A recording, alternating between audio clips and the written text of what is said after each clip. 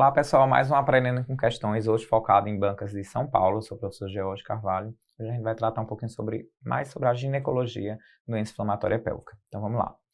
Então pessoal, a gente sabe que doença inflamatória pélvica é aquela doença resultado da ascensão de micro-organismos patogênicos do trato genital inferior para a cavidade pélvica, gerando uma infecção que é um sério problema de saúde pública, porque impacta bastante na vida da mulher, com uma mortalidade bem considerável. Então a gente sabe que a etiologia temos destaque para dois principais agentes, a clamídia trachomatis, que tem destaque principalmente, acaba sendo mais comum em pacientes ali de até 25 anos, e a Neisseria gonorrhoeae, certo? Que é o gonococo. A maioria dos casos de DIP, 85%, vão estar relacionados a esses dois agentes etiológicos. Obviamente, no início da infecção, a gente sabe que no avançar, essa infecção muitas vezes está envolvida com outros micro-organismos, acabando tendo uma tendência até polimicrobiana. Então, quais são os fatores de risco, pessoal? Então, tudo aquilo que não está relacionado ao sexo seguro. Então, qualquer comportamento sexual de risco é fator de risco para a DIP, que nada mais é que uma infecção sexualmente transmissível em uma forma evolutiva mais importante. Então, são condições socioeconômicas desfavoráveis que muitas vezes vão estar relacionadas epistemologicamente a comportamentos sexuais de risco, atividade sexual de forma mais precoce na adolescência, comportamento sexual de pessoas com maior vulnerabilidade para infecções sexualmente transmissíveis, como, por exemplo, pacientes que convivem com o vírus de HIV. Sabe que pacientes que têm alguns ISTs têm maior risco de aquisição de outras.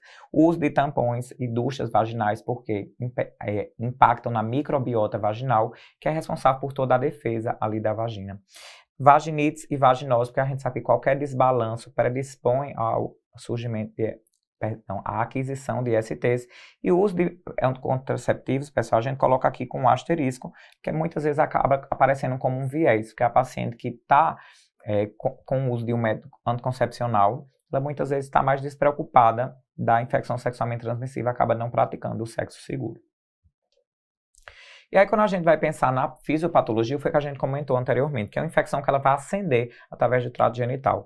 Então, esses patógenos, eles vão se instalar inicialmente no colo uterino, definindo uma cervicite, e aí, essa infecção ela acaba ascendendo pelo canal endocervical, no momento que a gente vai ter uma endocervicite, atinge o endométrio, no momento que a gente vai ter uma endometrite. Então, muitas pacientes passam muito tempo nessa infecção aqui de endometrite, principalmente as pacientes com infecção pela clamídia, que acaba sendo um micro-organismo mais indolente na sua infecção.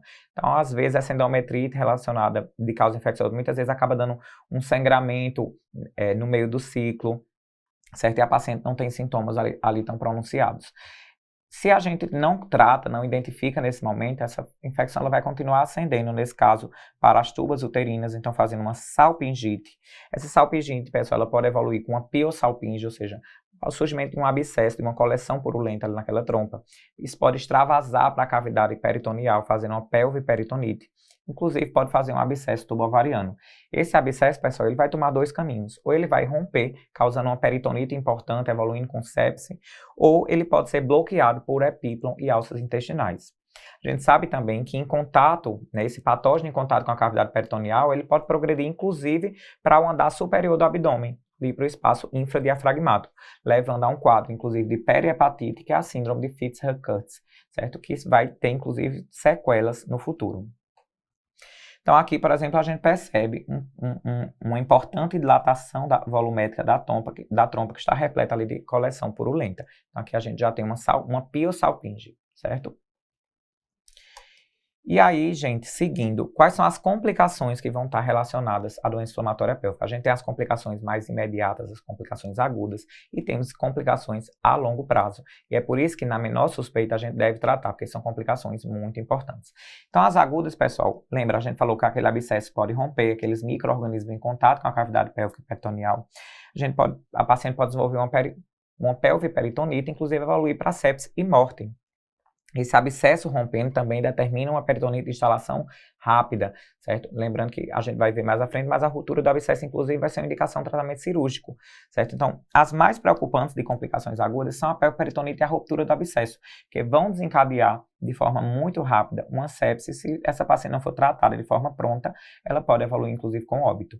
Se a gente trata essa paciente, ainda que façamos um tratamento efetivo, essa paciente ela pode evoluir com complicações crônicas da DIPA, que basicamente Todo esse processo inflamatório pode determinar aderências tubárias que levam ao fator tubo-peritoneal determinante de uma infertilidade. Essa paciente pode ter um maior risco de gravidez ectópica justamente por uma perda na funcionabilidade tubária e ela pode evoluir inclusive com dor pélvica crônica e não só pélvica como também dor abdominal crônica. Lembrando que essa infecção ela pode ascender ali inclusive para o andar superior do abdômen. Então, quando a gente pensa em diagnosticar, a gente pode fazer esse diagnóstico de forma clínica ou com exames complementares.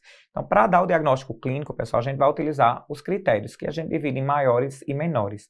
Os maiores, muitas vezes, eles aparecem também como essenciais, porque todos devem estar presentes, certo?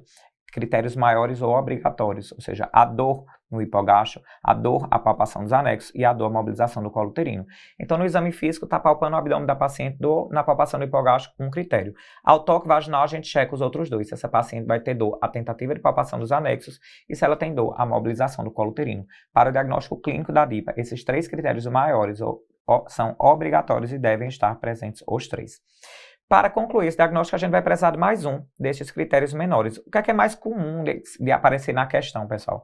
Febre ou descarga vaginal anormal, certo? Então, conteúdo vaginal purulento, secreção endoscervical anormal ou o surgimento de febre. Mas também, pessoal, qualquer outra evidência de infecção vai entrar ali como uns critérios menores. Então, uma leucocitose em sangue periférico, um aumento de PCR, de VHS, certo? Mais do que 5 leucócitos no material da endocervix, ou seja, mostrando ali que a gente tem uma endocervicite, presença de uma massa pélvica, que pode ser um abscesso no exame físico, você perceber essa massa pélvica, ou mesmo uma comprovação no laboratorial de infecção por qualquer um dos agentes que são mais comuns ali na infecção da DIPA, que vai ser o gonococo, a clamídia principalmente, entrando ali como coadjuvante o micoplasma, certo? E aí a gente tem os critérios elaborados. Esses a gente consegue através de exames complementares ou mesmo em um achado cirúrgico, certo? E para o elaborado a gente não precisa de mais nada, basta um deles para a gente concluir o diagnóstico. O que é que vai aparecer mais na questão? A presença do abscesso tubovariano no fundo de saco de Douglas ao estudo de imagem, certo? A gente também pode ver numa evidência histopatológica de endometrite. Então, por exemplo, a paciente fez uma histerectomia por qualquer outra causa, por exemplo, uma miomatose. E aí, no laudo histopatológico, vem que essa paciente tinha uma endometrite. Então, é também uma forma de um critério elaborado. E se você fez uma laparoscopia, por qualquer causa que seja, e tem evidências de doença inflamatória pélvica na laparoscopia. Então, qualquer um desses três achados de forma isolada é suficiente para o diagnóstico e vai indicar o tratamento. Então, vamos coadunar tudo isso. Como é que a gente fez esse diagnóstico? Ou 3 critérios maiores com um menor, ou apenas um critério elaborado de forma isolada. Lembrando, mais uma vez, que diante de todas aquelas complicações agudas e crônicas, o tratamento ele deve ser iniciado na menor suspeita. Então, suspeitou que tem um pequeno risco de ser DIPA, trate. Então, quais são os diagnósticos diferenciais que podem aparecer na vida e na tua prova? Então, gravidez ectópica. E como é que a gente vai diferenciar? Porque a gravidez ectópica vai dar uma dor pélvica importante, assim como a DIPA também o dará. Só que gravidez ectópica, gente, a gente não está falando de infecção e a gente está falando de gravidez. Então, vai ter atraso menstrual e um teste de gravidez positivo, certo? Então, isso vai acabar aparecendo na sua questão. E a questão também não trará sintomas e sinais infecciosos. Um cisto ovariano, pessoal, um ovário que torceu, ou mesmo uma ruptura de um cisto, leva a um início súbito de dor, certo? Muitas vezes uma ruptura de um cisto pode até precipitar uma febre ali na paciente, só que a gente não vai ter aquela história típica. As questões de DIPA geralmente vão trazer uma paciente mais jovem com algum comportamento sexual de risco, que não vai aparecer aí na ruptura, certo? A gente não costuma ter também dor à mobilização do colo, então a gente não vai clinicamente conseguir caracterizar bem uma DIPA numa torção ou numa ruptura de um cisto ovariano. Na endometriose, pessoal, o que marca a dor é a cronicidade. Então, a gente sabe que a DIPA é um diagnóstico de dor aguda, certo? Ela pode ter consequências crônicas, mas o diagnóstico é de uma dor pélvica aguda, certo? Na endometrite, essa dor vai ser crônica e a gente também não vai ter achados infecciosos. Cistite, então, uma infecção urinária baixa, vai ser marcante a disúria, a polaciúria, sintomas realmente vesicais, certo? Pode dar ali aquela dor hipogástrica? Pode, mas a gente vai conseguir diferenciar muito bem. Na apendicite, pessoal, pode muitas vezes levar a uma confusão com o diagnóstico de DIPA. Tem muita paciente que se interna lá na ala de ginecologia com diagnóstico de DIPA e mais para frente a gente descobre que no fim das contas era uma apendicite, certo? Então, Aqui na apendicite, pessoal, a dor ela é marcadamente na fossa ilíaca direita, mas a gente sabe que se o abscesso tubovariano for no anexo direito, pode ter esse achado também. Só que aqui na apendicite costuma ter perda de apetite e vômitos, alguns sintomas gastrointestinais associados que não vão aparecer na DIPA, certo? E muitas vezes o exame de imagem vai ser ali a prova cabal que a gente precisa para fazer esse diagnóstico diferencial. Na diverticulite, pessoal, a gente sabe que é tipo de mulheres mais velhas, muitas vezes associada à constipação, certo?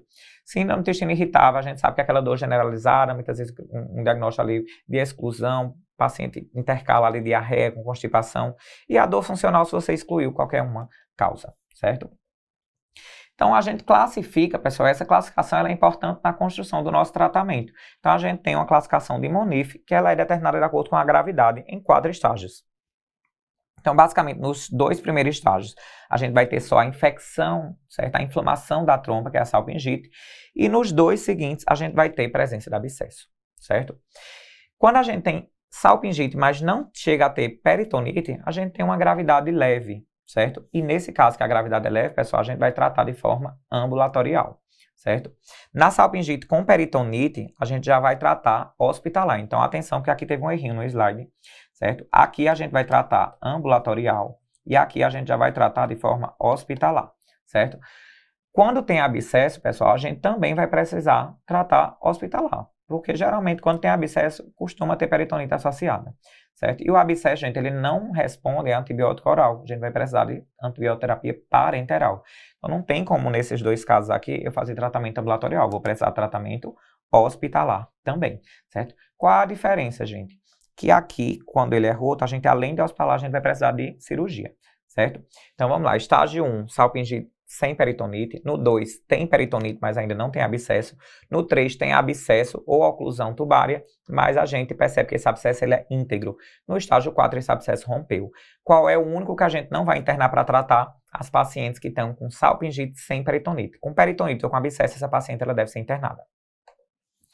E aí, vamos lá, pessoal, no tratamento ambulatorial, o que é que a gente vai lançar a mão, o que é que o Ministério da Saúde traz como opção? Primeira opção, pessoal, é a gente fazer a ceftriaxona, não é uma ampola inteira, meia ampola, ou seja, 500 mg intramuscular em dose única, ou seja, nesse momento que você está atendendo, fez a ceftriaxona e o restante ela vai fazer em casa. Então, a doxiciclina de 100 mg, um comprimido 2 vezes ao dia por 14 dias, e a gente pode associar o metronidazol para uma cobertura anaeróbia, certo? Também por 14 dias, 500 mg 2 vezes ao dia, certo? Mas o essencial aqui vai ser principalmente a ceftriaxona e a doxiciclina, pensando em tratar o gonococo e a clamídia, certo? A segunda opção é a gente lançar a mão da cefotaxima com doxiciclina e metronidazol. Cefotaxima a gente vai fazer a mesma dosagem, a mesma forma de aplicação da ceftriaxona. Acaba por uma questão de disponibilidade, ceftriaxona acaba sendo a mais utilizada.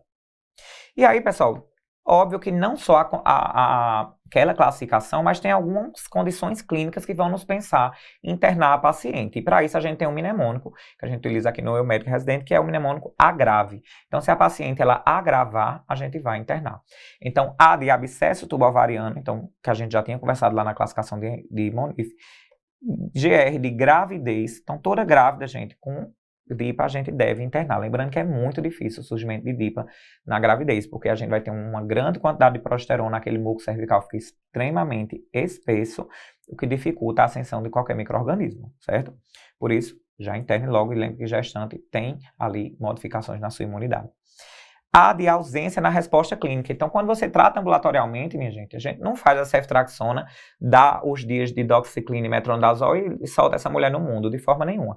A gente tem que marcar uma reavaliação para essa paciente em 72 horas, porque se ela não estiver melhorando, a gente tem que internar. Internar tanto para fazer antibiótico venoso, como para investigar os diagnósticos diferenciais, porque pode ser que aquilo que inicialmente a gente pensou que é uma DIPA não seja realmente.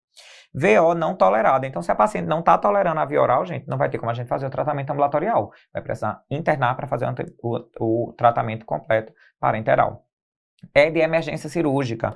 Se a paciente está naquele momento com emergência cirúrgica, se ela está com peritonite, com abscesso roto, ou se você tem dúvida se essa paciente ela tem alguma outra emergência cirúrgica, por exemplo, você está na dúvida se é uma apendicite ou uma DIPA, você não vai mandar essa paciente para casa. Interna até estabelecer esse diagnóstico diferencial. E o último é, pessoal, de estado geral grave. Se a paciente está grave, evoluindo com febre, com náusea e com vômitos, a gente não vai deixar essa paciente tratar em casa, a gente vai hospitalizar também. E aí, no tratamento hospitalar, que é que traz o Ministério da Saúde? A primeira opção, a gente vai fazer a ceftriaxona, só que aqui, gente, a gente não faz mais 500 miligramas. Lembra a infecção mais importante. Então, a gente vai fazer uma dosagem maior, faz 1 grama também por 14 dias. E a gente completa com a doxiciclina, que no Brasil a gente não tem a forma venosa disponível, então a gente vai fazer oral. E o metronidazol, sim, aqui a gente pode fazer venoso, 400, 2 vezes por dia durante 14 dias, certo? A segunda opção é a gente fazer aquela duplinha clássica ali da GO, que é a clindamicina com a gentamicina, certo? O que é que a gente tem para considerar aqui? Vou deixar a paciente realmente 14 dias internada?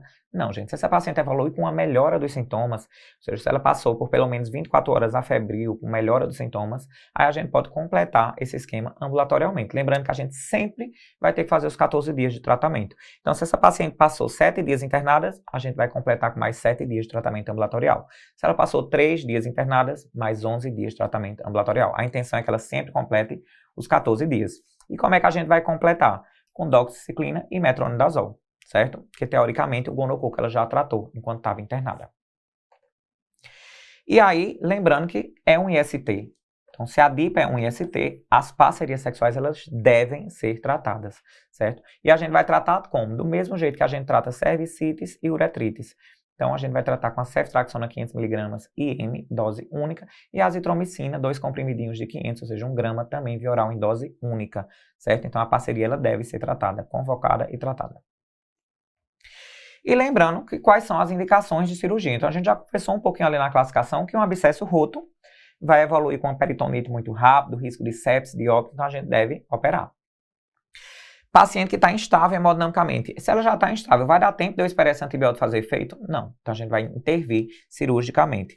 Se esse abscesso, pessoal, tem um diâmetro muito grande, aí tem um pouco de variação na literatura, algumas fontes trazem ali que diâmetro acima de 7 já vai ter uma resposta muito pobre. A gente sabe que ali o ponto de corte mais clássico costuma ser os 10 centímetros. Então, abscesso com tamanho maior ou igual a 10 centímetros, a gente acaba indicando cirurgia, porque a resposta vai ser muito pobre à antibioterapia, ainda que parenteral. E se ela não tem resposta satisfatória à antibioterapia, a gente vai precisar abordar esse abscesso. Então, é aquela paciente que ela já está internada tratando o abscesso dela com antibiótico parenteral.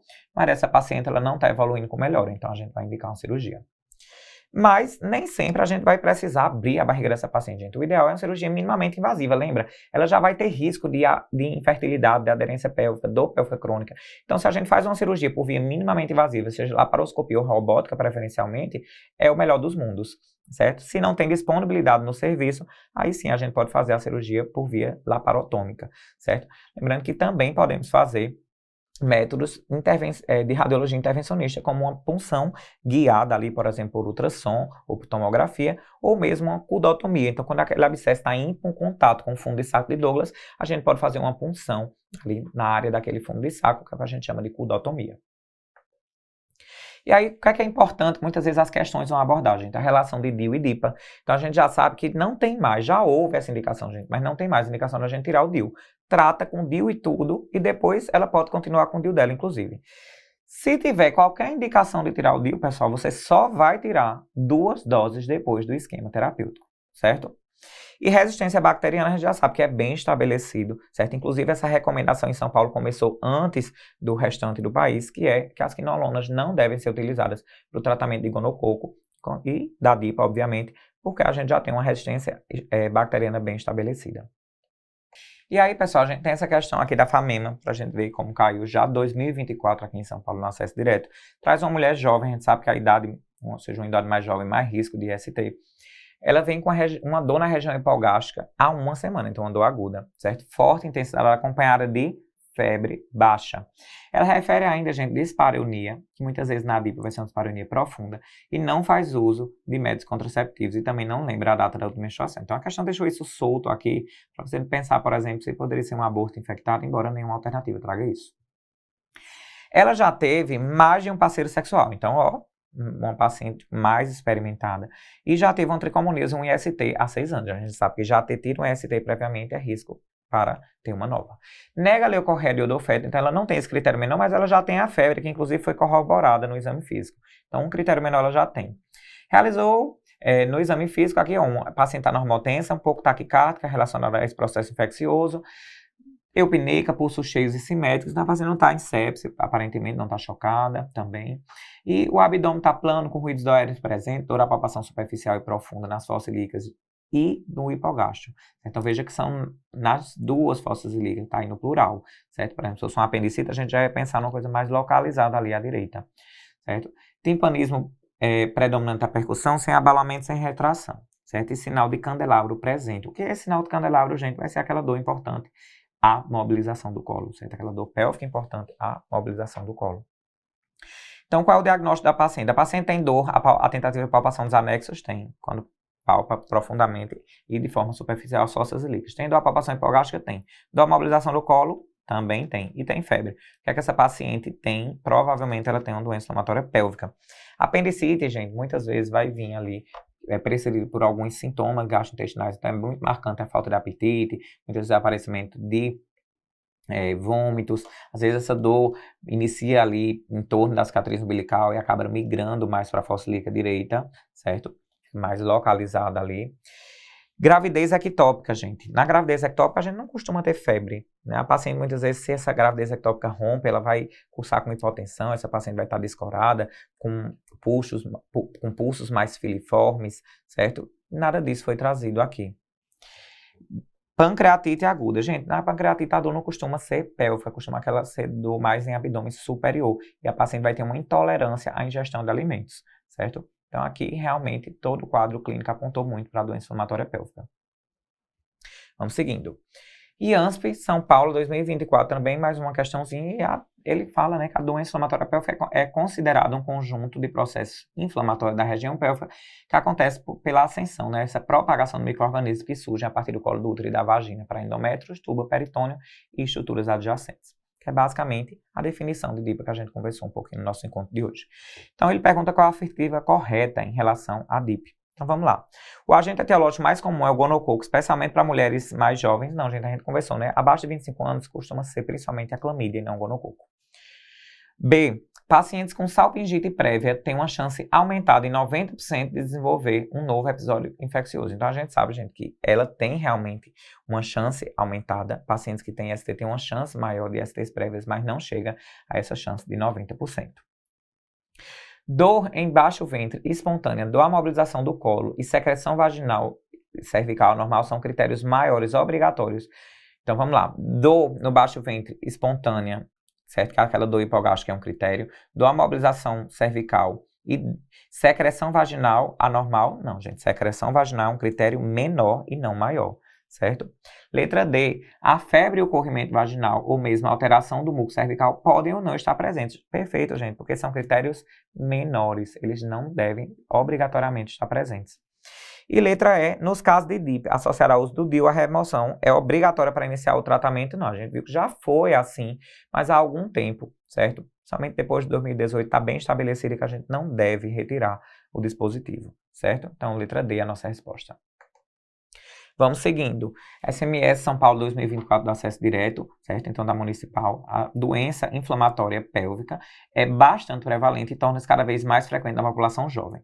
Então, além de possuir uma correlação bem importante com ISTs, até porque é um IST propriamente dita, a esse respeito, o que é que a gente vai marcar como correto?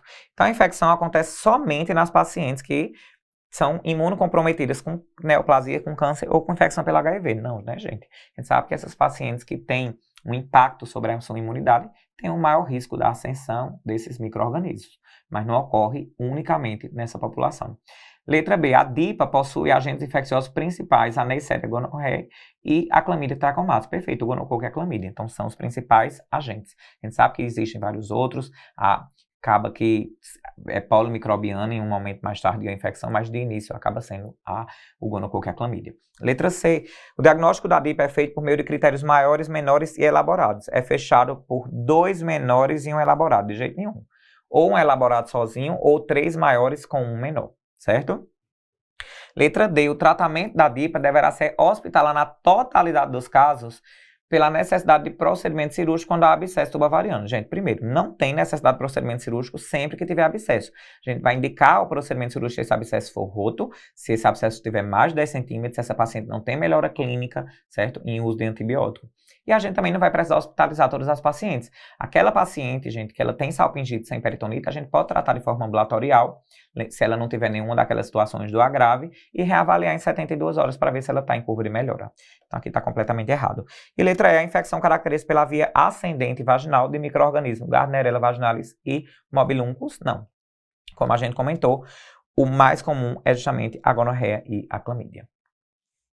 Então, seguindo aqui, gente, a gente vai para essa questão do Dante, certo? De 2024, também do acesso direto. Caso clínico bem grande, tem uma imagem e as alternativas que a gente vai trazer já. Então, mulher de 21 anos de idade, mulher jovem, sem comorbidades prévias, vem para um atendimento na unidade por um caso de dor pélvica há 2 dias, dor pélvica aguda. A dor é localizada em quadrantes inferiores do abdômen, sendo descrita como uma cólica de intensidade moderada, ali 5 em 10 da escala EVA, sendo mais intensa, inclusive, à esquerda, ou seja, a questão já está fugindo um pouco ali da apendicite, porque ela não colocou essa dor à direita. Além disso, apresentou febre, náuseas e um corrimento genital amarelo no mesmo período, ou seja, ela já tem 2 critérios menores aqui, uma descarga vaginal anormal e febre. Nega outros sintomas gastrointestinais ou urinários, ou seja, apontando mais uma vez de que isso aqui, ele está descartando ainda mais os diagnósticos diferenciais, então não tem sintoma gastrointestinal, não tem falta de apetite, não tem vômitos, náusea, certo? Não tem vômito, náusea, na verdade, ela apresenta, já fala menos a favor da apendicite. Não tem sintomas urinários, que acaba sendo ali assistido em um diagnóstico diferencial. Ela notou que os sintomas começaram após ter tido algumas relações desprotegidas na última semana. Lembra, gente, eu sempre falo, o elaborador nunca traz nenhuma informação por acaso. Se ele está dizendo isso, ele está apontando para um risco de IST, certo? Tem vida sexual ativa, sem parceiro fixo e com uso irregular de preservativo de condom. Tem história prévia de uma gestação com parto normal sem complicação há 2 anos e desde então vem uso de dispositivo intrauterino de cobre, sendo que a última menstruação ocorreu há cerca de 10 dias. Então, além dessa paciente ter uma contracepção segura, que é um DIU de cobre, ela teve a última menstruação há 10 dias, não tem atraso menstrual. Então, o que é que a questão está querendo dizer aqui? Isso é gineco, não é obstetrícia não, certo? Ao exame, ela apresentou febre confirmada, então ela já tem a queixa de febre, está confirmada, normotensa, normocárdica, o abdômen doloroso, a palpação em quadrantes inferiores. Quadrantes inferiores inclui, gente, o que? O hipogástrio, certo? E sem dores com pressão brusca, então essa paciente ela não tinha peritonite ainda. Ao toque vaginal, ela apresenta um útero em anteverso flexão, de tamanho, consistência e mobilidades normais, mas o colo uterino fibroelástico, porém doloroso, a mobilização. Com o anexo esquerdo também doloroso. Então, opa, já fechou as 3 dores. Tem dor à palpação hipogástica, dor à palpação do anexo e dor à mobilização do colo, certo? E o anexo direito, ele não foi palpável e também não tem dor descrita. Então, no exame especular foi visto saída de secreção purulenta, então, confirmando o critério menor que ela já tinha referido, sendo visualizado o fio do DIU de aproximadamente 2 centímetros. Então, um DIU provavelmente norma posicionado. Foi feita uma ultrassonografia point of care que trouxe uma imagem que a gente vai discutir logo mais. Então, pergunta o diagnóstico e o tratamento que deve ser feito. Então, na imagem, gente, é a imagem pélvica, certo? A gente vê aqui pela forma do transdutor, que isso aqui é um transdutor transvaginal. E isso aqui, gente, a gente percebe que temos um abscesso, certo? Nessa região, provavelmente aqui a gente tem uma hidro- ou piosalpinge, certo? Porque justamente essa imagem mais alongada, com essas dobras, é bem típica da trompa. Então, provavelmente a gente tem um abscesso tubovariano, mas a gente não percebe aquele líquido livre na cavidade, certo? Então, essa paciente, ela tem uma doença inflamatória pélvica com abscesso, certo? E aqui, pelo que eu estou vendo, a gente aparentemente tem medidas de 12,7 centímetros e 8,58 centímetros. Então, provavelmente essa medida maior ali chega a medir 12 centímetros. Então, seria um estágio 4 de Monif e a gente pensaria em operar essa paciente, ou esse tamanho pode não fazer referência ao abscesso. Vamos avaliar as alternativas.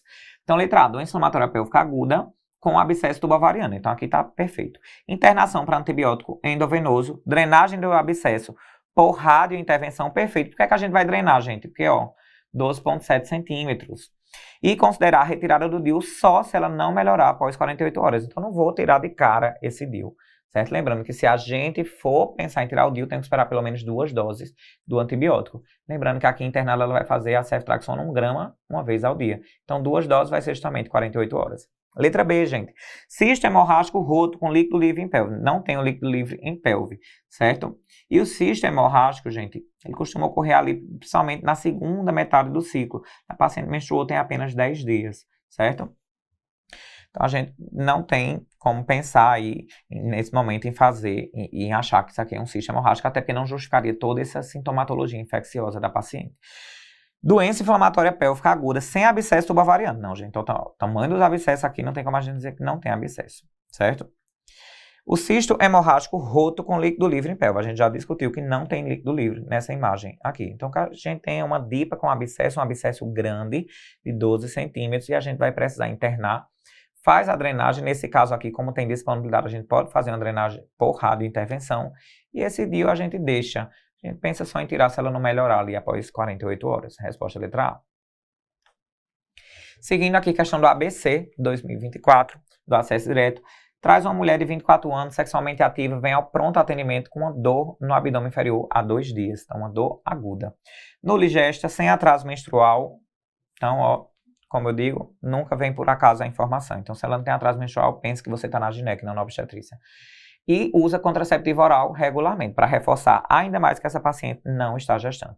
Nega disúria, então a gente não vai pensar aqui no cistites como diagnóstico diferencial. Ao exame físico, a paciente encontra-se com temperatura axilar 38,1, com febre. No exame especular, conteúdo vaginal amarelado e volumoso. E dor, a mobilização do colo uterino e a palpação do anexo, certo? E ela também já tinha uma dor no abdômen inferior. Então essa paciente, ela tem o que, gente? DIPA, certo? Qual a hipótese diagnóstica e a conduta assertiva para o caso? Apendicite, laparotomia exploradora. Gente, tem como a gente fechar que isso aqui é uma apendicite? Não, não tem como a gente fechar, certo? A gente não tem uma peritonite importante descrita. A gente tem uma dor, a palpação anexial, ele não define qual é o lado, certo? A gente não tem aqueles sintomas, por exemplo, de falta de apetite, vômito, muitas vezes associado, certo? O que a gente consegue fechar a diagnóstica aqui é para DIPA. Não tem substrato clínico aqui para a gente conseguir confirmar essa apendicite. Letra B, gestação ectópica rota. Gente, a paciente usa contraceptivo e não tem atraso menstrual. A gente vai pensar em gestação ectópica rota? Não. Até porque uma ectópica rota não vai dar febre, certo? Geralmente a paciente vai evoluir com a dor abdominal e com sinais de choque hemorrágico, certo? Sinais de repercussão hemodinâmica. Doença inflamatória pélvica, a gente vai fazer ceftriaxona e doxiciclina, podendo adicionar o metronidazol, certo? Para cobertura anaeróbica. Mas lembrando que o essencial foi que a gente comentou, ceftriaxona e dox. Ceftriaxona para cobrir o coco e a dox para cobrir a clamídia. Endometriose. E vamos fazer progestágeno. Gente, a paciente já está em contraceptivo hormonal oral. A gente não precisa tocar para um progestágeno isolado. Ela pode fazer o combinado contínuo, não tem problema, certo? Para um bloqueio hormonal. Mas na endometriose, essa dor seria apenas há 2 dias? Não, gente, a gente sabe que a endometriose é um diagnóstico de dor crônica. E clamídia, colher o material vaginal e azitromicina, se possível. Gente, quando essa paciente tem uma DIPA, a azitromicina não resolve mais. Resolveria se fosse apenas uma cervicite. Nesse caso aqui, a paciente fecha para diagnóstico para DIPA, certo?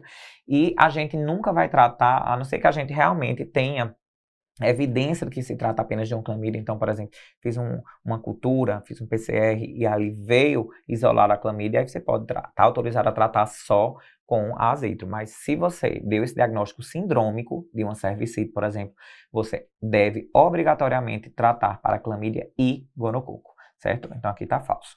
Resposta, letra C. Aqui, de 2023, do acesso direto, no que concerne a DIPA, pede a alternativa correta. Então vamos de baixo para cima aqui.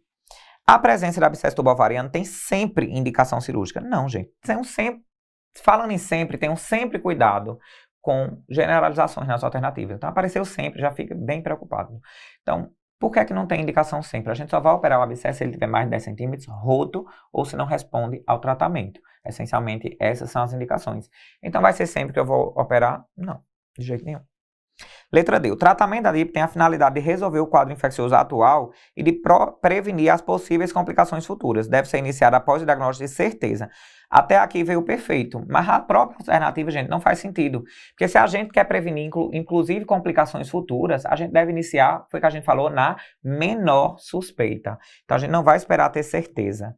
Muito menos esperar antivirograma, certo? A gente vai fazer o tratamento empírico para esse diagnóstico sindrômico na menor suspeita. Quanto aos agentes etiológicos, a maioria dos casos não é polimicrobiano. É errado, gente. A gente sabe que inicia-se ali com clamídia e gonococo, mas tende a ser polimicrobiano na maioria dos casos. Letra B. O uso do DIU pode representar um risco de 3 a 5 vezes maior para o desenvolvimento de DIP, sendo a paciente portadora ou não de cervicite. Por esse motivo, o DIU é contraindicado para adolescentes, gente. Completamente louca, certo? Já existiu esse método de que paciente jovem, paciente não digeste, paciente adolescente não poderia usar DIPA, uma grande loucura, certo? Não tem problema nenhum, é um método excelente. O que a gente não deve é fazer a inserção do DIU na vigência de infecção genital ativa, certo? Mas se a paciente...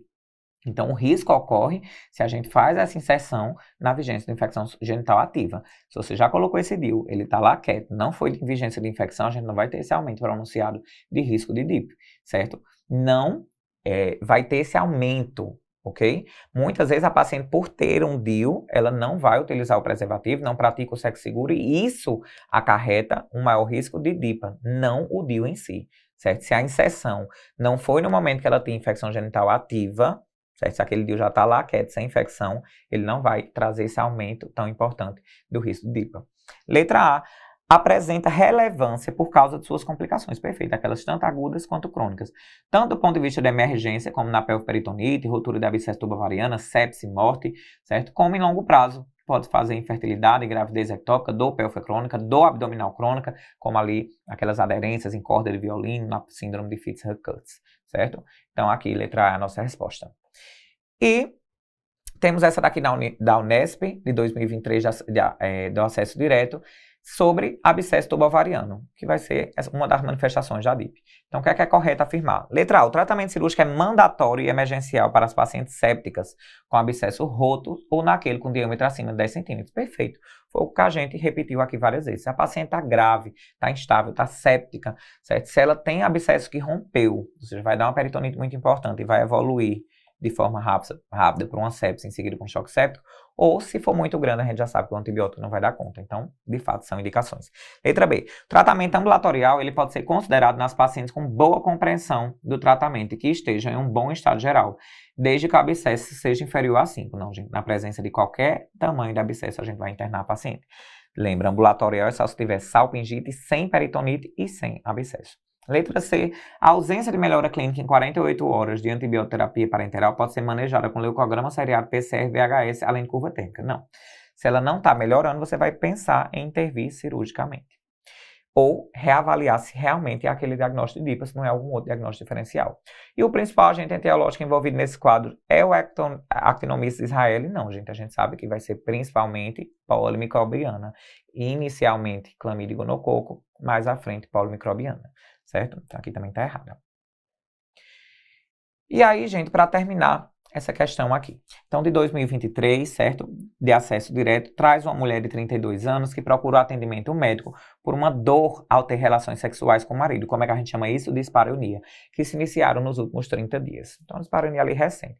Ela refere que nunca deu atenção para isso, pois achava que o problema era o medo de engravidar e que acabava que ela não relaxava. Contudo, ela se incomodou com alguns sangramentos irregulares que teve durante o ciclo e após algumas relações sexuais. Gente, lembra que a gente comentou lá da endometrite por clamídia, que muitas vezes dá esses sangramentos irregulares? Guarda essa informação. Associada a esses sintomas, ela observou um corrimento vaginal nos últimos dias, então a descarga vaginal anormal. No exame físico, observou-se apenas dor uterina no exame pélvico bimanual, então ela tem ali um útero doloroso. Então, nesse caso descrito, que é que a gente pode colocar como correta, gente? Então, trata-se de uma doença inflamatória pélvica e tem como sintoma mais sensível para diagnóstico, apresentando pela paciente sangramentos regulares durante o ciclo e após relações sexuais. Gente, esses sangramentos regulares pode ser, por exemplo, um pólipo. Então, a gente não tem como dizer, certo, que sangramento irregular ou após relação sexual vai ser uma forma sensível de dar diagnóstico de DIPA, certo? Então, não tem também como a gente fechar dessa forma esse diagnóstico. Não faz parte dos critérios, certo? Nos quadros de DIP assintomática, a clamídia está implicada e pode levar ao dano tubar e à infertilidade. Perfeito. Lembra que eu falei que a clamídia ela acaba sendo mais indolente do que o gonococo. E por isso a DIP deve ser tratada, inclusive, com baixa suspeita clínica. Perfeito, gente. Foi o que a gente falou. Aqui a gente não vai conseguir fechar classicamente aquele diagnóstico com as 3 dores maiores e um critério menor. Mas a gente vai... todo esse quadro clínico é muito típico da endometrite, que vai ser ali um estágio da DIPA, certo? Essa infecção ela já ascendeu acima do colo, ela já tem uma endometrite, provavelmente vai estar relacionada à clamídia. Letra C. Febre, mal-estar, náusea, vômito e dor em hipocôndrio superior direito não corresponde aos sintomas de DIP, nos casos mais graves, podendo inclusive excluir o diagnóstico de DIP e pensar em outras doenças. Não, gente, lembra? Pode fazer a perihepatite. Então, pode sim a paciente ter dor no hipocôndrio superior. Febre, mal-estar, náusea e vômito pode estar presente sim nas pacientes graves, inclusive essa indicação do internamento. Então, aqui está falso, certo? Por se tratar de uma doença sexualmente transmissível, a solicitação de sorologias é feita rotineiramente em mulheres com DIP. Homens que tiverem contato sexual nos últimos 60 dias com mulheres com diagnóstico de DIP não necessitam de avaliação, testagem e tratamento. Gente, as parcerias devem ser convocadas para que rastreios sejam oferecidos, certo? Ou seja, testagens e tratamento, certo? A gente vai tratar o homem como seria um tratamento de uretrite, certo? Mas aqui está falso. Então, que é o correto? A letra B. Então, aqui encerramos a nossa live de hoje. Qualquer dúvida, deixe no comentário. Espero que tenham gostado. Um beijo e até a próxima.